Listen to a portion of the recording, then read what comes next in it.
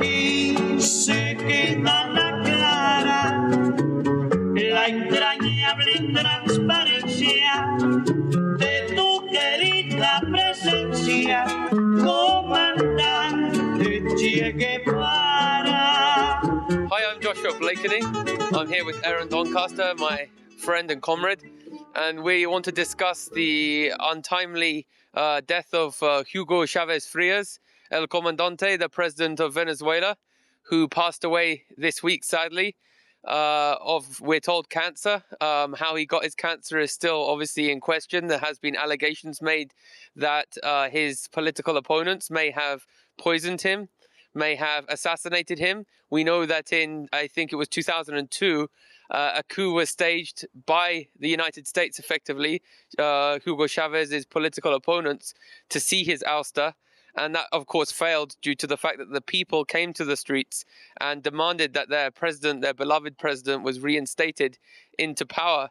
Anyone who's seen the documentary 600 Ways to Kill Castro knows that there were quite extraordinary plots against the president of Cuba, poisoning his wetsuit, trying to blow up his cigar, and other means of trying to derail the Cuban revolution. And of course, if they had succeeded in poisoning Fidel Castro's wetsuit and activists had drawn attention to that, they would have been called conspiracy theorists by the lamestream media. However, there is a tangible and incontrovertible evidence that such plots have been taking place by intelligence agencies such as the CIA and the Israeli Mossad against the forces of progress, the forces of democracy, such as Hugo Chavez, such as Fidel Castro Ruz. And so, Aaron, what's your take on this? Well, Chavez is dead.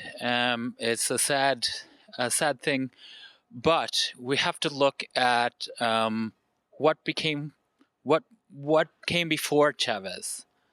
The continuation of neoliberal policies and intimidation, which divides people, that alienates people from one another. And this kind of led to Chavez being elected, because the people realized how grossly corrupt the government had been, and the people wanted something different. But it wasn't just one bad apple, it was systemic.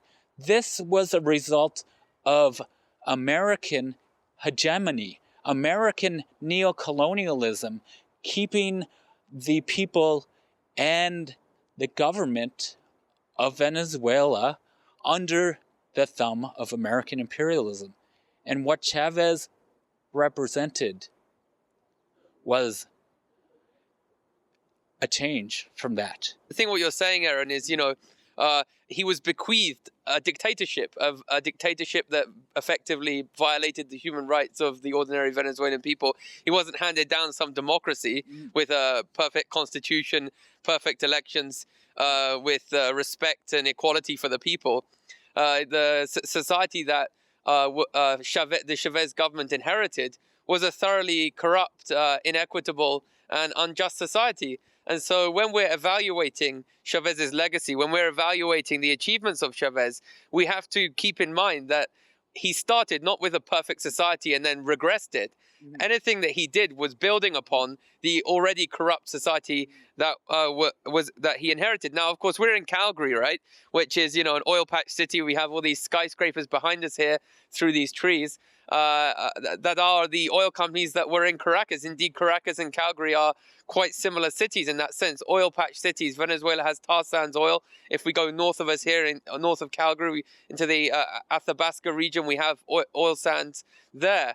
And so how can we learn lessons from Venezuela, from the Bolivarian revolution, for our own society, Aaron? I mean, we can adumbrate the achievements, the pinnacles of the Chavez legacy, the idea that he put himself to the electorate 11 times or 12 times through general election and referenda.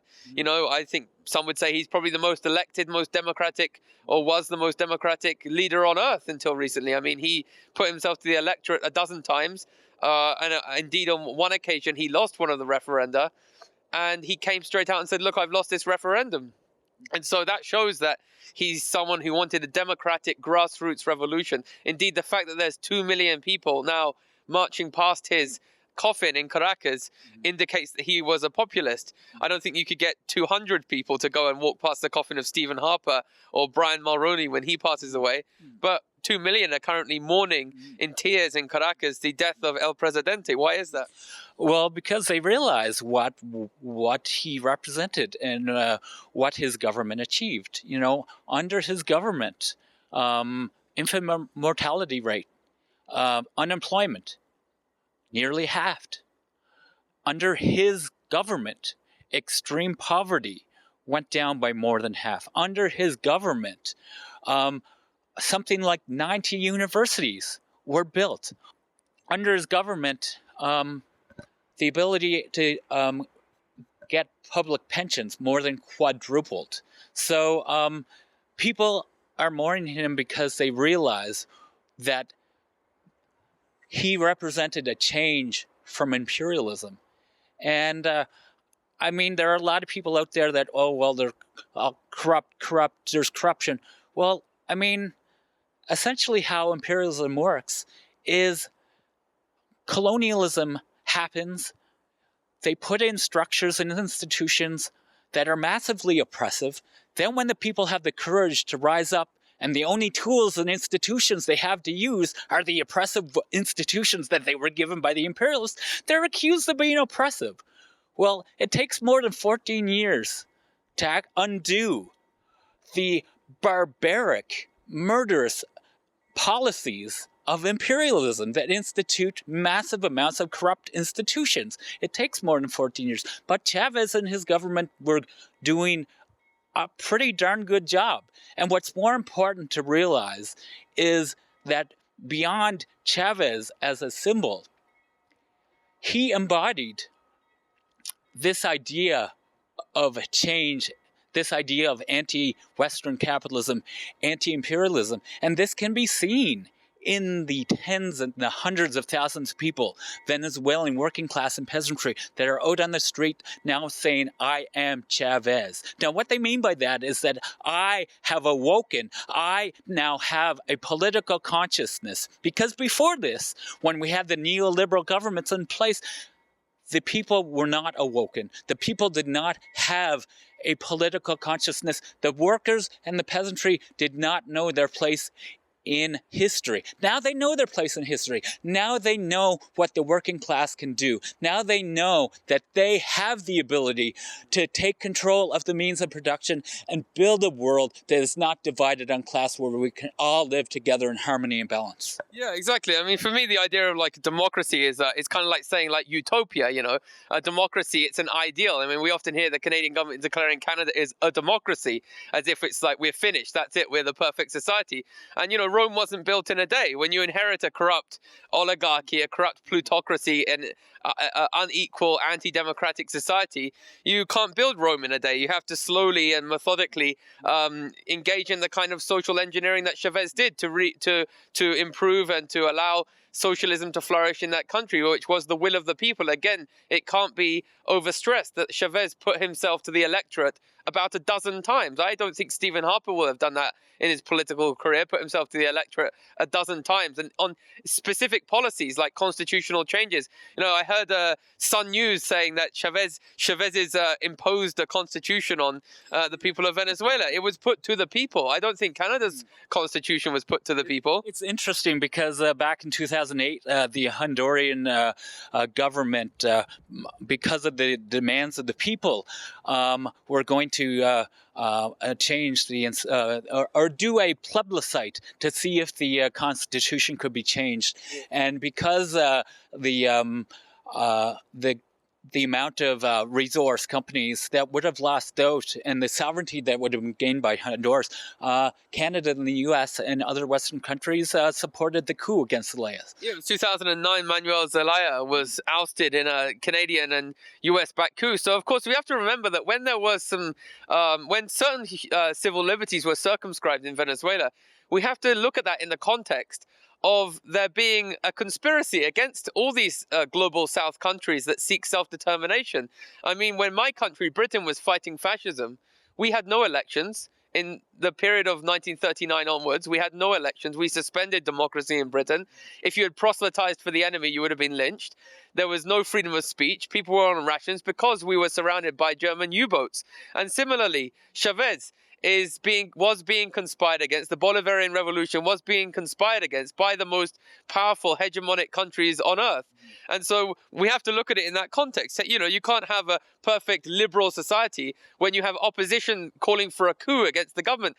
I believe the one TV station that Chavez closed down had called for a coup against the overthrowing of the state. Well, it was interesting. One of the private media stations that did not have their license renewed, which is different than being shut down. They did not have their license renewed. Actually propagated a bunch of lies and obfuscated the truth with respect to the coup. If you actually look into what happened in the coup, you will see that a lot of right-wing snipers were shooting at pro-Chavez people, and the media proclaimed that it was the pro-Chavez people shooting at the opposition. And they had their cameras placed in a very dubious way in which it was difficult to actually know the truth. But the truth did come out.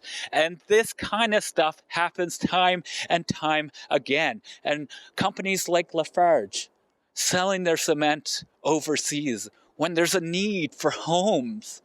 Chavez never said, I'm going to expropriate you because I hate private property, although there is a lot of evidence to show that private property is violent in itself. But what Chavez said is, if you don't put the will of these people, your brothers and sisters in Venezuela, first, before your own profits, I'm going to come after you and we're going to expropriate you so that the resources of your company can be used for the benefit of Venezuela. And what's happened with other companies that have not been expropriated, they've used hoarding. They've used speculation. And then they use a sleight of hand trick and say, look, it's the corruption over in the government. You know, I mean, that's the type of attacks that the oligarchs and the imperialists are involved in. And we need to resist that. We have to bear in mind, it wasn't Venezuela isn't some kind of Bolshevik totalitarian, state. Most of the businesses are in private hands in Venezuela, aren't they? I mean, most of the media is in private hands in Venezuela. Anyone who's been to Venezuela says that 90% of the media is constantly railing against Chavez, caricaturing him, lying about Chavez. So the media is mostly in private, non-state hands. The businesses are mostly in private, non-state hands. So in a way, it's a good example of a kind of Keynesian. I mean, it's the very policies the NDP actually used to stand for, Labour policies. The idea the state can intervene in the economy, redistribute wealth, and help the poor. It's not actually some kind of communist completely statist society, is it? No, I mean, like if you look during Chavez's time as president, the economy actually grew as the Western countries were going into crisis in 2008. Venezuela was growing, and the private sector grew too. And this is something that is not being shown, so it's an example of a multipolar world, a multipolar way of exchange and distribution, whereby it's both the state and private business and even small cooperatives that actually exchange and distribute and are involved in economy, not the hegemony of large multinational corporations. Because right now what we have in the West is a privatization scheme of the Harperites. What they had before Chavez in Venezuela was a privatization scheme where the people own the businesses and the people reap the rewards and the benefits of the fruits of the production of these businesses. These people didn't have a say when they were privatized. They were not remunerated properly. These companies were stolen from the people. And to say that nationalization under Chavez was a bad thing, to reclaim something that has been stolen from you is a bad thing. I mean, this is a line that the neoliberals use. This is a line that the pro-imperialists use. And we here in Calgary got to be careful, because these people, these supporters of the oligarchs, these supporters of the opposition, they meander among us. We have to expose them for who they are, because they are a threat to our ability here to actually fight against imperialism, fight against the savagery of our Harper government. Because when we fight here against the savagery and barbarity of Harper's antisocial policies, we are supporting self-determination in countries like Syria, Iran, Venezuela. And so we have to be careful of what company we keep, because counter-revolutionaries are out there, and we need to be ever vigilant and expose them and let people know. We think these people are counter-revolutionaries. Do you think it will be effective if you associate with them? You're talking about Venezuelan and Cuban emigres in North America, who are even Syrian, pro-terrorist Syrians, anti-Assadists. So like Syrians who serve the Zionist interests, for example, in Syria. And Iranians who do the same, Yeah, I mean, that's a good point. I mean, I think it's always a problem with these revolutions that emerge in the global south, that you have the opponents of them ensconced in Harvard University, in California universities, in Princeton, with perfect English, who come on our media and they look like us, sound like us, act like us, and so they can ingratiate themselves with the audience much easier. Chavez was a peasant. He didn't speak English. He came from the working class, just like President Mahmoud Ahmadinejad is in Iran. He's a man who comes from the lower classes in Iranian society. And I mean, you mentioned foreign policy. I think this was one of Hugo Chavez's big crimes. He sided with the Lebanese resistance. He supported Lebanon in its attempts to extirpate Israel when it illegally invaded Lebanon in 2006. Chavez expelled the Israeli ambassador from Venezuela, and Canada turned over the Canadian embassy to become a de facto Israeli embassy. Chavez offered citizenship to stateless Palestinians. Chavez sided with Iranian self-determination and Iran's right to create a peaceful nuclear energy program. He supported Syria's sovereignty and the right of the Syrian state to fight enemies, foreign and domestic.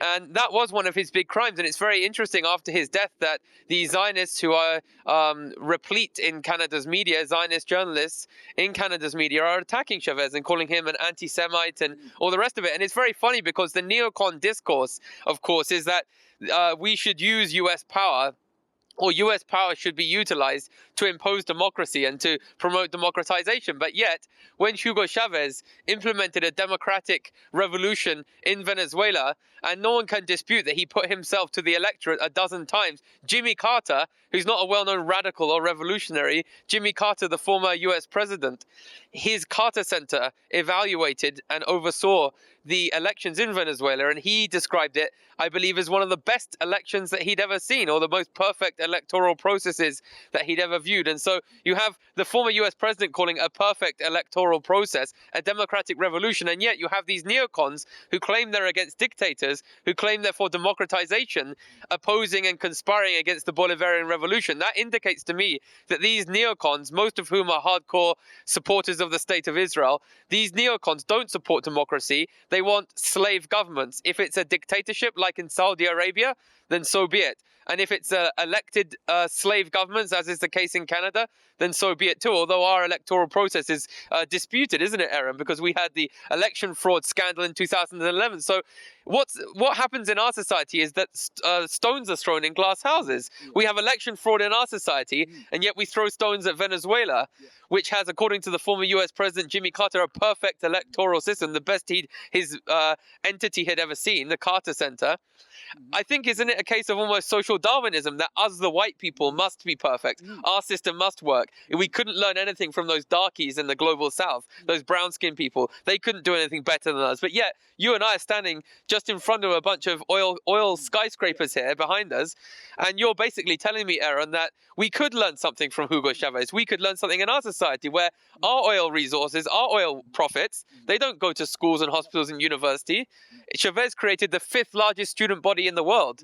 the fifth largest, whereas our students are now, young people aren't going to university because they have to shoulder tens of thousands of dollars of debt. So our oil profits aren't being redistributed, as is the case in Venezuela. I think it's really important to realize that even with the great benefits brought by the Chavez government, and even the World Bank, this kind of pro-imperialist institution, has admitted that poverty has gone down under Chavez. Even with his great policies, the most important thing that must be understood, and I can't state this enough, like I said before, the people, the working class, have awoken.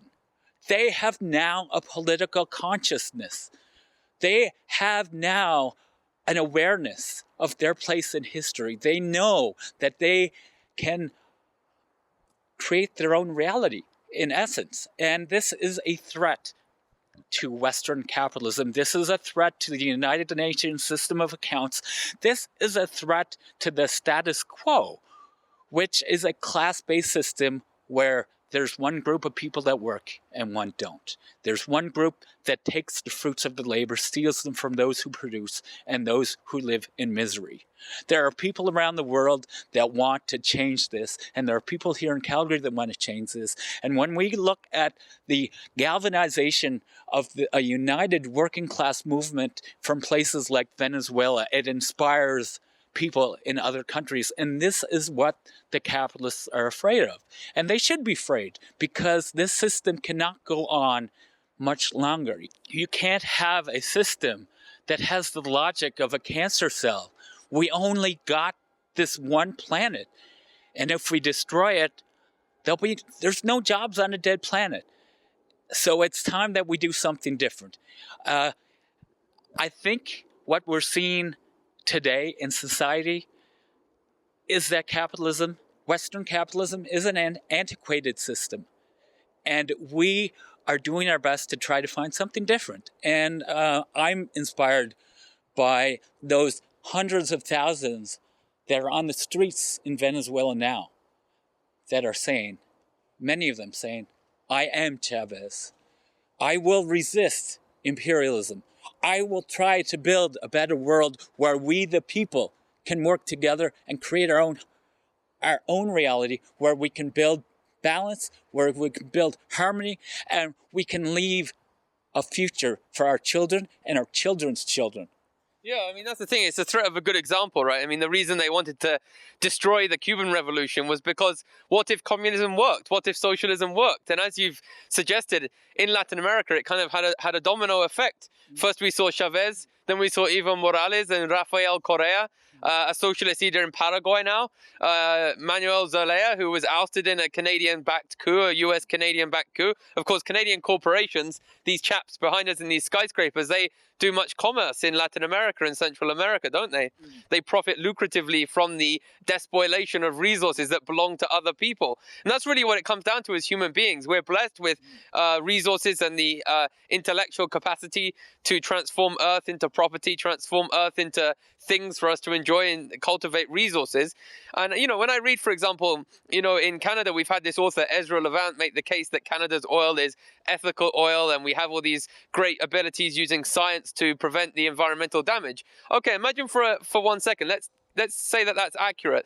If we do have the science now to cultivate tar sands in a way that's cleaner and less environmentally detrimental, that's great. But the main question, the most germane question that's ignored by right-wing media pundits is who gets to enjoy the profits? If we're going to basically rape and pillage our environment, then so be it. If we're going to dominate our environment and use our science to the best of our ability to develop our resources, the main question is who's going to profit from those resources? And in Venezuela, they use the oil wealth to build housing, to feed people, to build supermarkets. Why in Canada, every time we go to the supermarket, do we have to spend $100? Why can't we go to the supermarket and have our oil wealth subsidizing food, subsidizing hospitals and so on? Totally agree. First time I actually really got inspired by Hugo Chavez was in 2001. I was in Quebec City on the streets protesting with about 100,000 other people against the free trade area of the Americas, which was about to institute NAFTA on steroids, which would be encompassing all Western Hemisphere with the exception of Cuba. So essentially you'd have 800 million people under the dictates of all the policies of NAFTA, which essentially allow for the common lowest denominator when it comes to environmental protection and workers' rights. And we resisted, and the Canadian state deployed chemical weapons against us. CS gas, a highly carcinogenic gas, they shot rubber bullets at us. Hugo Chavez looked out of the window, and he was appalled to see what a so-called democratic government would do to their own people. And that gave us another ally. We, the people, had a good ally that day, that weekend. And as a result, he went around resisting this free trade area of the Americas idea. And he built something different called ALBA, which was to unite South Americans so that their own resources could stay in their own continent, so that their own policies on workers' rights and environmental protection could be their own and not dictated by somebody else. And that's what inspired. That's one of the first times I've been inspired by him. And I mean, if the FTAA had gone through, I mean, who knows what would have happened? I mean, here in Canada, we're already facing the horrid reality of NAFTA, the North American Free Trade Agreement, which has things like Chapter 11, which allow companies to sue governments who actually try to ban pesticides that are killing our children and killing our animals. Yeah, if you try to do some of the democratic policies of Hugo Chavez of redistributing resource wealth, that would technically be illegal under the NAFTA laws, wouldn't it? Yeah. So they've actually instituted laws to attempt to prevent any government in the future from coming into power and redistributing the wealth. And so we have, what's happening now in Canada, we have this NDP political party that's finally become the opposition, and it's nominally some party interested in social democracy or socialism. But we know in effect it's gone down the same path that New Labour has, where in order to get into power, it has to consent to abandoning all the socialist principles. And it's very interesting because in my lifetime, the Labour Party in Britain, its constitution said that our policy is to promote the nationalisation of the commanding heights of the economy, is what they called it, right? Which is exactly what Chavez did. Chavez didn't nationalise each and every business in Venezuela. He nationalised the commanding heights of the economy, the resources and other natural wealth that existed in the country in order to redistribute it for the poor, because he himself grew up in a hut in a village in Venezuela among the poor.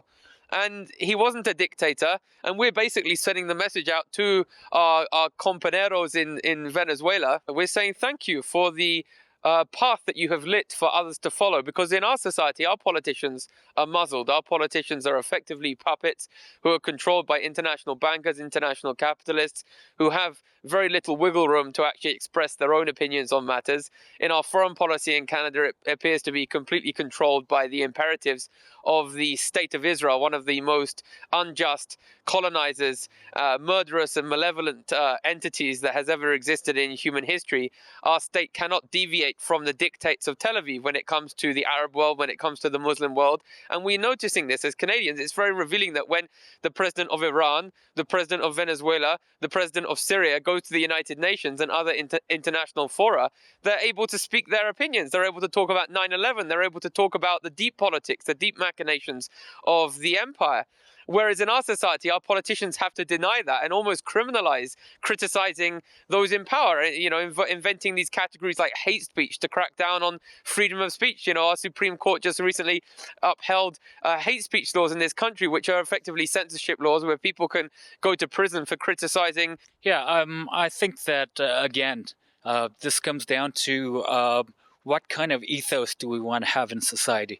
Do we want to have an ethos of capitalist individualism, which is individual freedom without social responsibility?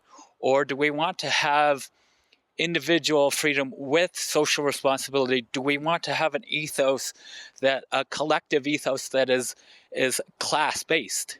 Well, my opinion is, Aaron, that, I don't mind, like, personally, I don't mind cultivating oil, even if it has some impact on the environment, as long as we use that oil resource for the betterment of the people. Like, even in Norway, that's not known as a radical country. They put their oil wealth away for future generations. In our society, it just goes to the profits of oil companies, right? Yeah, and that needs to stop. And I mean, I think this is an example of what can happen here in Canada.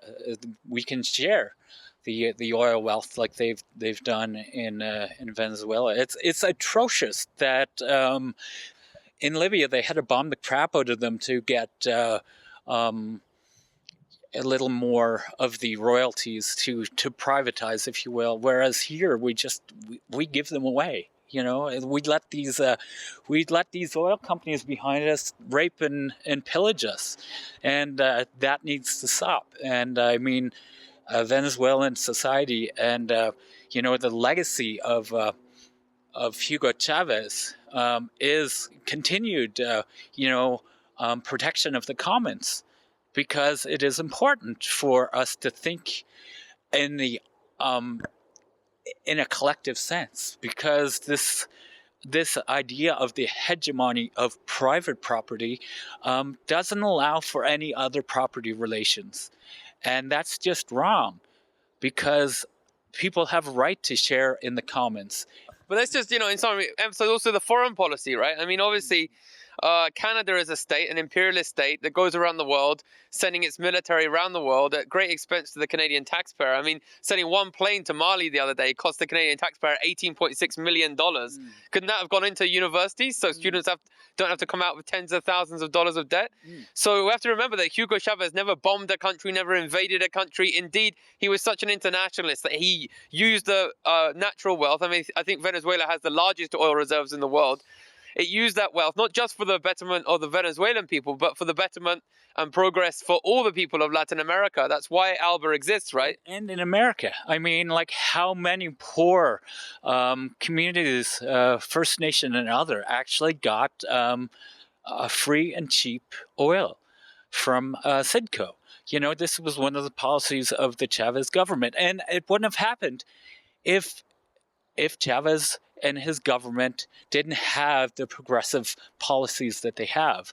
And, for me, one of the things, coming from a working class neighborhood, coming from a working class family, one of the things that's important for me and inspiring for me is the rising up of a Latin American working class that can inspire us all. Because in today's society of neoliberalism, workers have been bamboozled and hoodwinked to believe that they're not even workers. The alienation has gone so far that in the West, it's almost inconceivable that you could create an ethos of shared collectivism.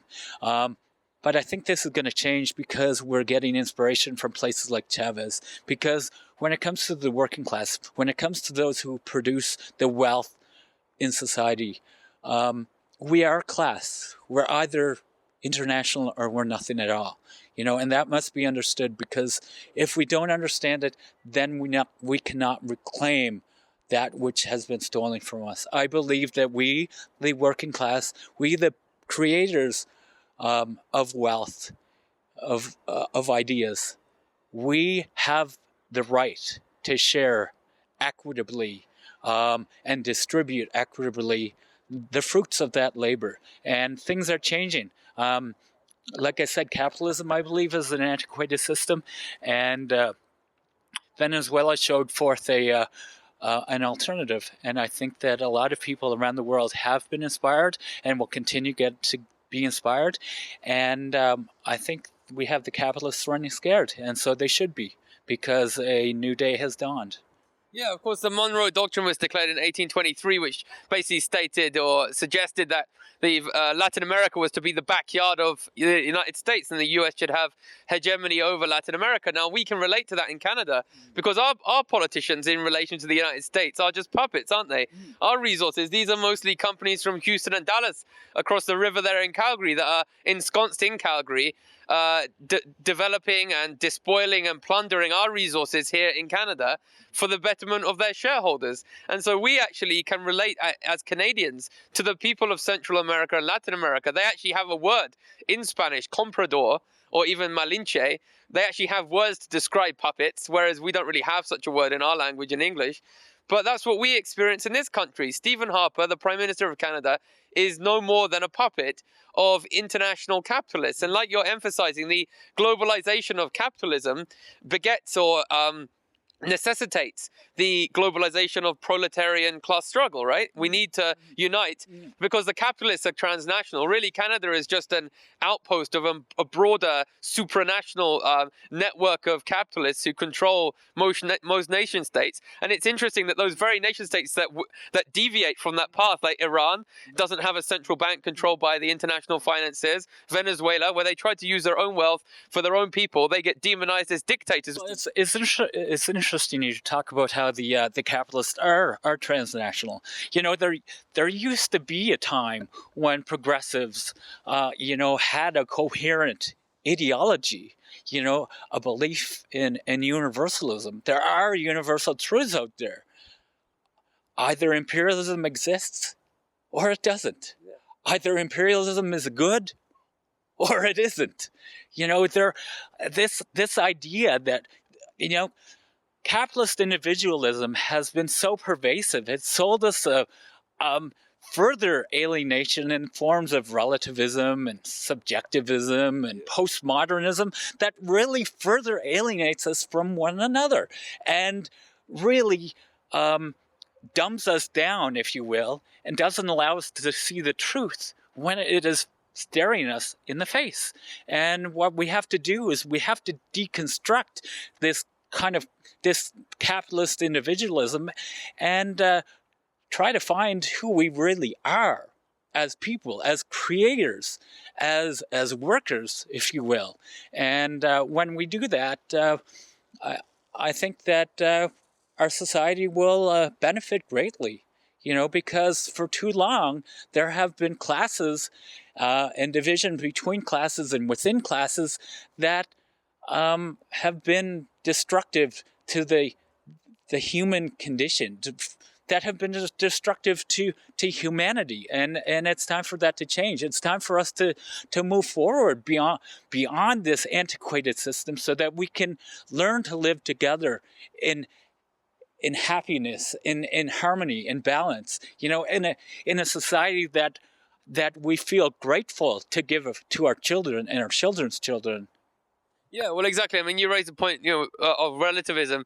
The neocons, our own government, are always banding around the phrase moral relativism and accusing the left of being relativists. But I would say you and I are standing here as moral absolutists, where we only have 24 hours in our day, and we must prioritize the most egregious violators of human rights to focus on, to hone in on. And it's quite clear that the biggest violators of human rights on the planet are not Iran, are not Venezuela, are not the Syrian government. The most egregious violators of human rights on our planet are our own governments, because they are imperialist governments. And imperialism is both overt when they're dropping bombs on the people of Iraq. Our Prime Minister, Stephen Harper, stated unambiguously in Parliament that he was ashamed to be a Canadian when we didn't go into the Iraq War in Canada. And so imperialism is the most egregious violator of human rights on the planet. And moreover, when you subjugate a people and deny them healthcare, deny them housing, deny them food, deny them the ability to attain sustenance, that too is a violation of human rights. And we have to look at the notion of human rights holistically. And Chavez gave food, education, healthcare, and other rights beyond just the right to vote. In our society, it seems that democracy begins and ends with our ability to go every 4 years and put our X on a ballot, as if that's it, we've achieved democracy, it's the end of history, right? We're there now. But we know in practice, democracy should be more deep than that. and more holistic and more encompassing. And so I think on that note, we can say, hasta siempre, comandante, vive la revolución boliviana. We support the Bolivarian Revolution from here in Canada. We send our thanks to the people of Venezuela, the people of Latin America, who have woken up and who are waking us up too here in Canada to the pernicious effects of the imperialists, of the international financiers, of the capitalists. And we hope that the Bolivarian Revolution continues indefatigably and resiliently to resist the impositions of Canada, Canadian corporations, of the United States, these anti-democratic human rights violators that go around the world seeking to impose slave governments on each and every country, be it in Saudi Arabia through corrupt monarchs, be it in Canada through quasi-elected or possibly elected, because we had election fraud issues, possibly elected politicians, as long as they're slave governments, democratically elected or dictatorial. And Chavez was not a slave. Chavez was a hero to us. Chavez stood up against these slave masters. He bit the hand that was allegedly feeding Venezuela. He ousted the oligarchy, and that's why we're proud of him. Hasta la victoria siempre. Hasta la victoria siempre.